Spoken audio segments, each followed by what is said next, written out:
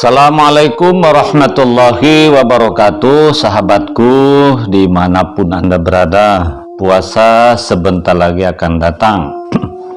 Insya Allah perang Ukraina dan Rusia juga akan segera berakhir. Kita sebagai orang Indonesia yang beradab, apalagi umat Islam yang penuh cinta damai. Islam itu kan juga berasal dari kata aslama, artinya damai. Jangan pula ikut-ikutan mengompori agar mereka terus berperang, ya, walaupun itu menggunakan media sosial. Sahabatku, kita semua harus berlapang dada, tidak boleh memihak manapun. Tugas kita sebenarnya berdoa kepada Allah Subhanahu wa Ta'ala. Mudah-mudahan Rusia dengan Ukraina segera menemukan titik terang dan damai. Karena perang ini, ya, dimanapun dan kapanpun sebenarnya tidak ada yang menang, semua kalah, bahkan tidak ada yang menang. Jadi semua kalah, yang menang juga kalah, ya, yang kalah apalagi, yang menang kalahnya di mana? Pasti jiwa terguncang, merasa bersalah, disalahkan banyak orang, disalahkan banyak negara. Karena yang menang itu pun, ya, tentu banyak juga kan para tentara yang mati, para pengusaha juga ikut hancur lebur, bahkan dunia yang bergantung kepada negara yang menang itu juga ikut pusing dibuatnya, apalagi yang kalah.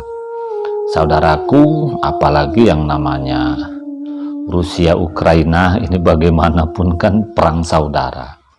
Mereka berasal dari satu nenek moyang, ya, sekitar 1500 tahun yang lalu telah mengalami berbagai macam dinamika.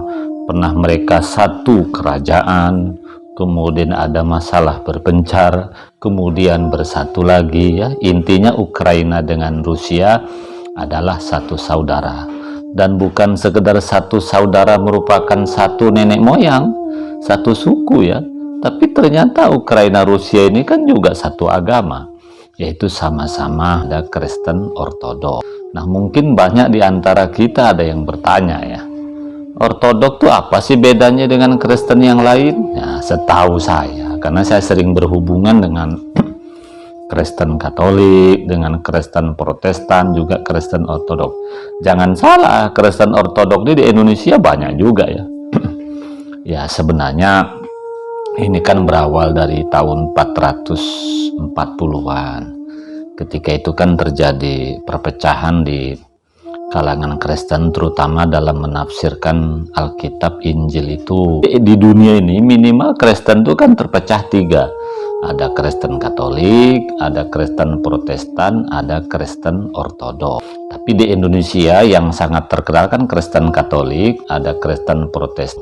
Tapi di daerah negara Timur Tengah, mulai Saudi, ya, kemudian Yaman, bahkan hampir semua negara Arab termasuk Mesir, ya, selain Islam, Kristen juga banyak, tapi Kristennya Kristen Ortodok, ya.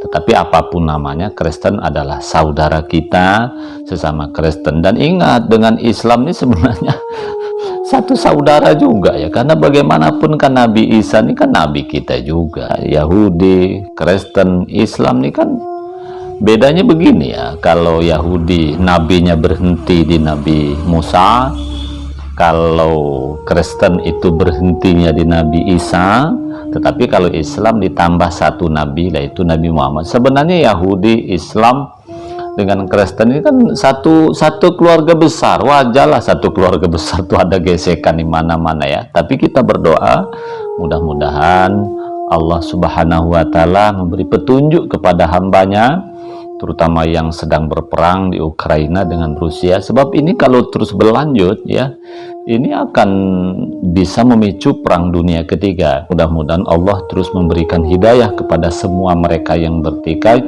Titik terangnya sudah ketemu sebenarnya. Yang pertama, baru-baru ini Presiden Ukraina sudah menyatakan tidak lagi ngotot ingin bergabung dengan NATO. Itu satu. Ini kan pernyataan, karena itu yang menjadi pemicu, kan, kenapa Rusia menyerang Ukraina. Yang kedua, ya, Rusia mengatakan saya tidak akan mencaplok Ukraina. tapi ingin memberikan pelajaran karena Ukraina ya dicurigai masuk dengan NATO, nanti NATO akan mendirikan pangkalan militernya di Ukraina. Karena kita semua tahu Rusia ini kan musuh bebuyutannya dengan NATO yang waktu itu masih Uni Soviet. Jadi kalau sampai Ukraina bergabung dengan NATO, itu sama saja Ukraina sebut bangsa pengkhianat, padahal ini satu keluarga besar. Jangan salah, Mikhail Gorbachev, pendiri Uni Soviet, itu juga orang Ukraina. Bahkan Pak Putin yang sekarang jadi presiden Rusia itu juga asal usulnya itu juga dari Ukraina. Ini kan orang serumah sebenarnya ya. Yang ketiga, NATO juga mengatakan saya tidak ingin ikut campur urusan Ukraina dengan Rusia. Jadi sebenarnya negara NATO itu juga sadar ya bahwa Ukraina itu milik Rusia, atau satu bangsa, satu negara, satu saudara. Ya cuman mudah-mudahanlah NATO boleh saja ngambil yang lain, tapi jangan mengganggu Ukraina. Nah tugas kita bagaimana mendoakan, tidak usah ikut-ikutan, tidak usah menjelekkan satu sama lain. Kita berdoa saja, karena yang membolak-balik hati itu kan hanya Allah Subhanahu wa Ta'ala. Di media sosial saya melihat ya, mulai ada yang mencoba memancing di air keruh. Salah satunya ada pula yang berharap perang dunia ketiga. Menurut saya keliru. Islam dengan Kristen Ortodok bersatu. Nah sementara di Islam Kristen di Indonesia ini kan yang Ortodok sedikit. Memang dapat kita maklumi ya, kenapa umat Islam Indonesia Timur Tengah misalnya rata-rata kok tiba-tiba pro Rusia. Kok bisa? Sebelumnya Rusia ini kan disebut negara komunis dulu ketika di Soviet. Di Rusia sekarang tidak lagi komunis ya, bahkan komunis sudah tidak boleh lagi ada di Rusia. Itu satu.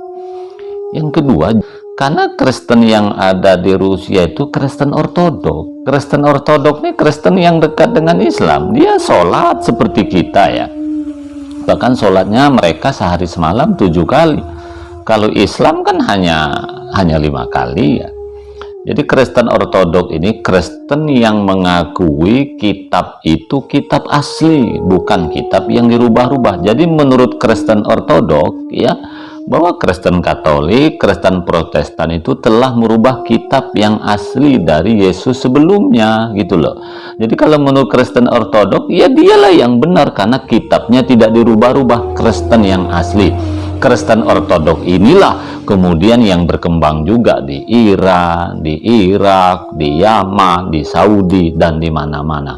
Makanya Islam ya sangat dekat sekali dengan Kristen Ortodok, karena di Saudi pun ada kesamaan, ada kemiripan. Jadi memang selama ini di negara-negara Islam memang ajarannya mirip, karena dari Nabi Isa yang asli katanya seperti itu. Betul apa tidak ya wallah alam, saya tidak ikut campur urusan agama lain. Dan Islam sangat berkembang pesat di negara Rusia dan sekitarnya. Ini kan berbeda dengan di barat ya. Kalau di barat seperti di Inggris, Jerman, Amerika ya, Islam memang berkembang pesat juga, malah lebih cepat daripada agama aslinya. Tapi ingat, kalau di barat Islam yang berkembang itu kan Islam imigran, Islam dari Timur Tengah. Nah itu berbeda dengan di Rusia dan sekitarnya, memang asli di situ, artinya penduduk tempatan. Berbeda dengan barat. Oleh karena itu puasa sebentar lagi tiba, mari kita berdoa kepada Allah ya, mudah-mudahan Pak Putin sudahlah, tak usah perang, karena bagaimanapun perang itu merugikan semuanya. Apalagi negaramu Rusia, Pak Putin, dengan Ukraina ini kan satu saudara, satu nenek moyang, bahkan satu agama lagi. Kita kan sangat sedih sebenarnya ketika ada mayat-mayat bergelimpangan ya, sampai ribuan dikubur, di atasnya ada tanda salib. Dalam perasaan saya, ya Allah, beginilah perang itu bukan karena agama ya, sebenarnya ini karena kepentingan ekonomi, kepentingan politik, kepentingan wilayah. Agama itu hanya jadi alasan saja. Damai Indonesiaku, damailah dunia. Insya Allah Ramadan tiba, tidak ada lagi perangan. Mari kita rukun-rukun, jangan saling menyalahkan. Insya Allah Indonesia akan semakin kuat, Indonesia akan semakin damai. Cukup sekian. Wassalamualaikum warahmatullahi wabarakatuh.